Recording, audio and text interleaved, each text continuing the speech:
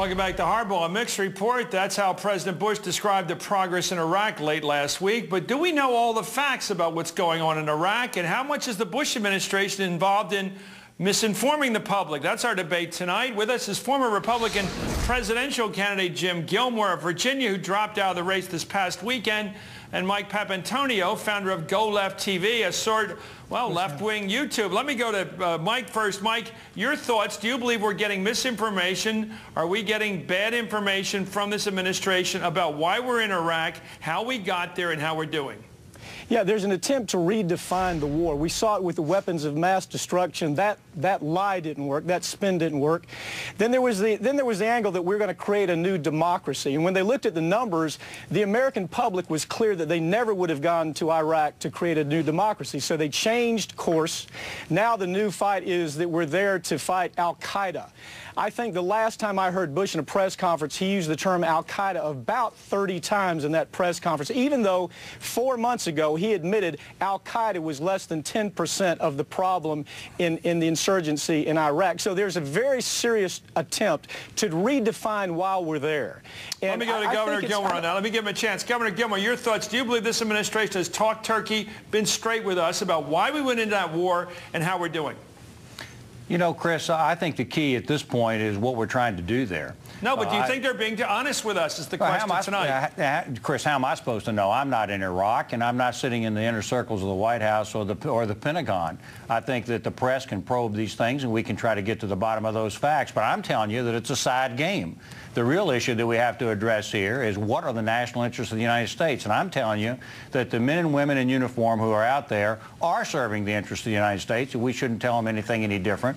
Well, how do you know they are? How do you know they are? Well, because of the open letter that I sent to the president several weeks ago while I still was a candidate as president, in which I suggested that we redeploy and that we make sure that we cover what the strict national interests of the United States are, and I laid out what they were.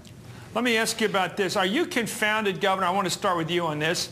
Are you confounded when you read polls, legitimate polls that show that 2/5 of the American people, 2 out of 5, believe that Iraq was involved heavily in attacking us on 9/11? When the administration hasn't officially said that, why do we get these impressions from the media? Where do we get this misinformation from if it's not because of Cheney and the president somewhat lending a hand in that misinformation? Well, I think there's a lot of confusion and a lot of discussion right now in the media and everywhere else. But I think what maybe is coming through is the fact that we have a growing and emerging challenge, not just in Iraq, but across the entire Middle East. It's a lot of different cross currents all the way from Iran through Pakistan, through all the different areas in Saudi Arabia. And it's a major national interest of the United States, and I think people understand that, and you get into some shorthands about it, and I think that's probably what you're observing. Well, let me go to Mike. It seems to me that Dick Cheney used to come on weekends on Meet the Press and do his dance and say that they're going to have nuclear mushroom clouds and nuclear explosions and nuclear weapons, and he did it so often I wonder whether it just sunk in and the country music was playing the backdrop to it, and people said, remember how you fell on 9/11? It's as if everybody bought the argument. We bought the Brooklyn Bridge, that somehow al-Qaeda attacked us on 9/11. We got back at them, and here we are, the president, as you just pointed out a minute ago, here we are fighting them legitimately in Iraq, which makes it sound like the president's been right all along. We chased them back to Iraq, when in fact there's no evidence that Iraq had anything to do with 9/11. Chris, it didn't happen by mistake. It was well done. I mean, you have to give them credit. Cheney and Bush and Karl Rove were very good about this misinformation campaign. What you're seeing now is part of that. There's some nuances to it. First, what you're seeing is this misrepresentation that we're there to fight al-Qaeda. Everybody knows that's looked at this that's a ridiculous argument. Al-Qaeda is only a minor part of the problem.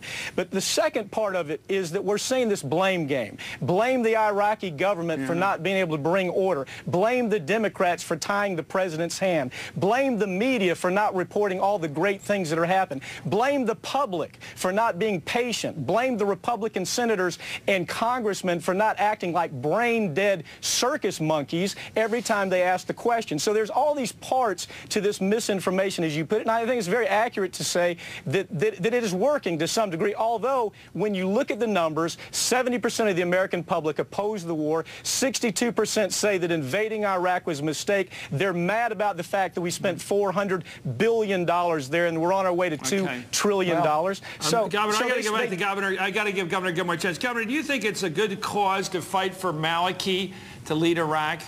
You know, I think that I think stability in Iraq would be in the American national interest. I don't know whether Maliki as a person is somebody that we need to be fighting for, but I want to respond a little bit to what was saying, because he was blasting away in a whole variety of things. And, you know, a lot of it has some substance to it, so it's a nice argument. But there are several things we do need to point out. Number one, a precipitous withdrawal as proposed by the Democrats is very dangerous to the national interest of the United States. Number two, okay, so maybe it's a different al-Qaeda than it was at 9/11, sure.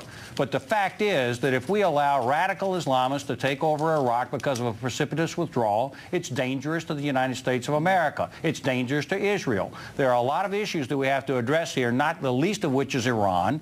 And these matters have got to be conducted by somebody who understands something about foreign policy, and my hope is that we're going to do that in the future. You think that Israel and we would be better off if we stay there 3 years, take the casualties we're taking at the rate we're taking them, Governor, spending the money we're spending and winning the hatred of so much of that part of the world, that 3 years from now, there's a better bet that the government we leave in place will hold on. Do you believe that? Nope, that is not my policy, and that is not the policy that I laid out in my open letter to the President. I think standing there taking that's the Bush policy.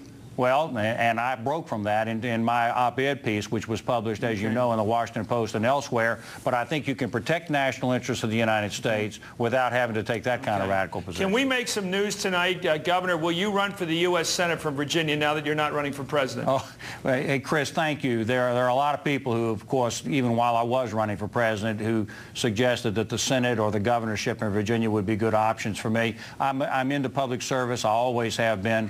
I like the opportunity of serving the people of Virginia and the people of the United States, and I'll look for those good opportunities as they emerge. So it'll be you against Davis, Tom Davis in the primary, and maybe Mark Warner against you in the general. What do you think? Well, I think that let's not cross those bridges until we get to them. We don't even know what Senator Warner is going to do yet. I think we're starting to move across that bridge, Governor. Thank you very much, Governor Jim Gilmore, maybe a candidate for the Senate from Virginia, and Mike Papantonio. Mike, you're a great arguer.